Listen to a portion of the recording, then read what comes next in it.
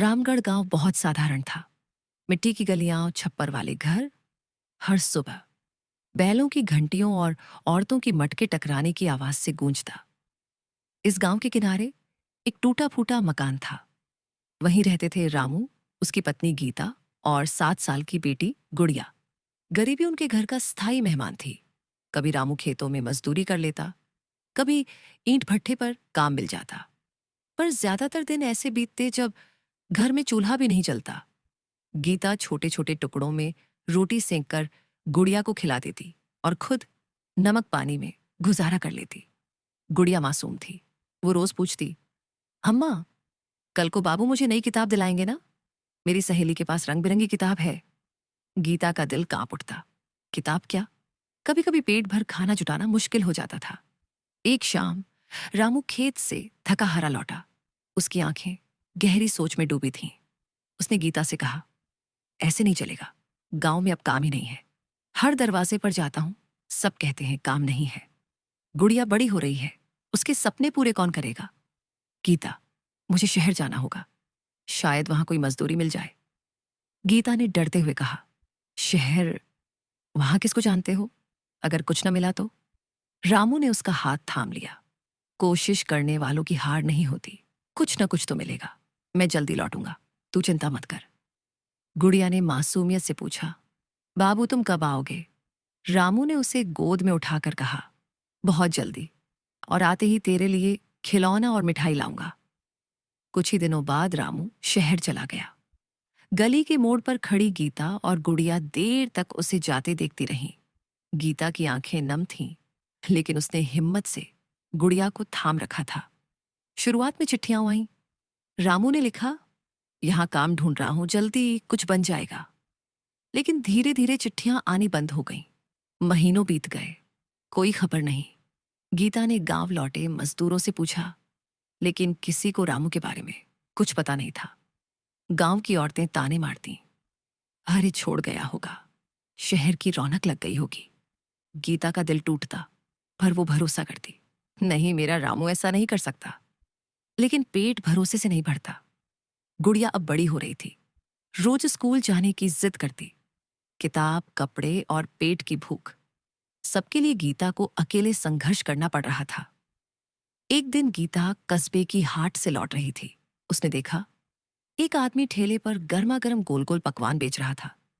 लोग कतार में खड़े थे, बच्चे हंसते हुए खा रहे थे। किसी ने कहा, वाह, मोमोज बड़े मजेदार हैं। गीता ठिठक गई। उसने पहली बार नाम सुना, मोमोज। वो दूर खड़ी देखती रही। उसके मन में ख्याल आया, अगर ये आदमी बेच सकता है तो मैं क्यों नहीं? पेट पालने का यही रास्ता हो सकता है। उस रात गीता नींद में बार बार वही भाप उड़ाते मोमोज देखती रही। अगली सुबह उसने पड़ोस की बूढ़ी चाची से कहा, चाची, मैं मोमोज बनाकर बेचने की सोच रही हूं। चाची हंस पड़ी, अरे बिटिया, ये तो शहर की चीज है, गांव वाले खाएंगे। गीता बोली, अगर मैं इसमें गांव का स्वाद मिला दूं तो क्यों नहीं? उसने हिम्मत करके कर्ज लिया। आटा, सब्जियां, मसाले खरीदे। पुराने पहिए जोड़कर किसी तरह ठेला बनाया। गुड़िया खुश थी। अम्मा, मैं भी मदद करूंगी। पहले दिन गीता ने स्कूल के पास ठेला लगाया। भाप उड़ते मोमोज बच्चों को लुभा रहे थे। आओ बेटा, गर्मा गर्म मोमोज हैं, छक्को तो सही। गीता ने पुकारा। पहले पहल बचे, झिंझके।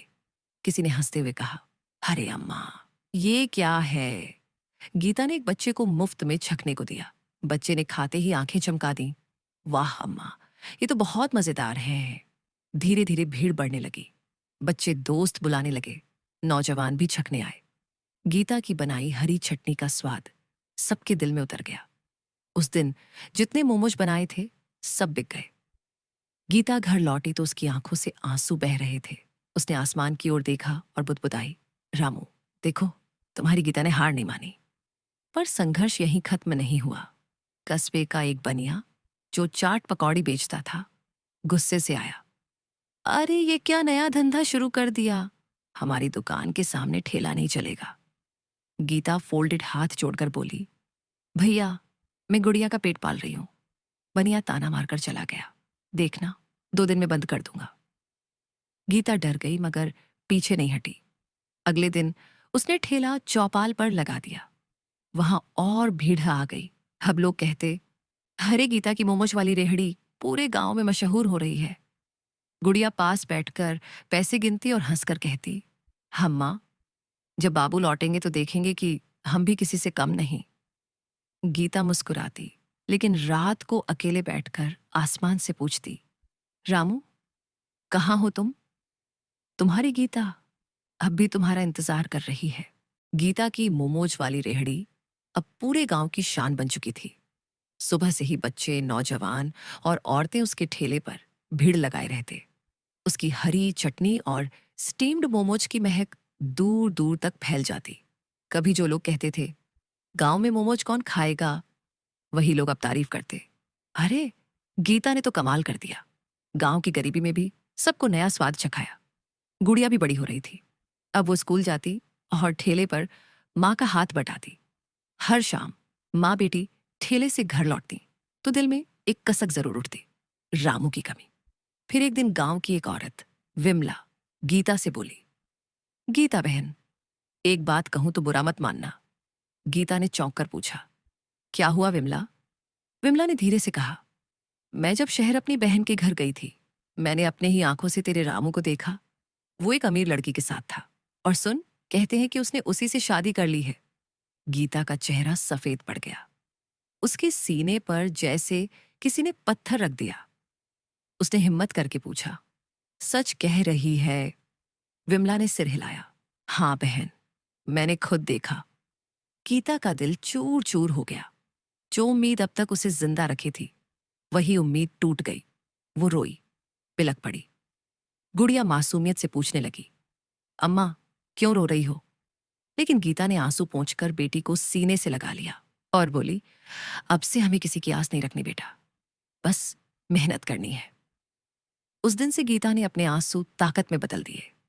उसने और मेहनत शुरू कर दी। ठेले की जगह छोटी दुकान किराए पर ली। हर दिन मोमोज की खुशबू गांव से कस्बे तक पहुंचने लगी। धीरे धीरे उसकी दुकान मशहूर हो गई। कई साल बीत गए। अब गीता की मोमोज वाली पहचान एक सम्मान बन चुकी थी। लोग उसे गीता दीदी कहकर पुकारते। गुड़िया पढ़ लिखकर होशियार हो गई थी। माँ बेटी ने मिलकर गरीबी के अंधेरे को रोशनी में बदल दिया था। लेकिन किस्मत का खेल देखो, एक शाम जब दुकान बंद कर रही थी, सामने से कोई आदमी आया।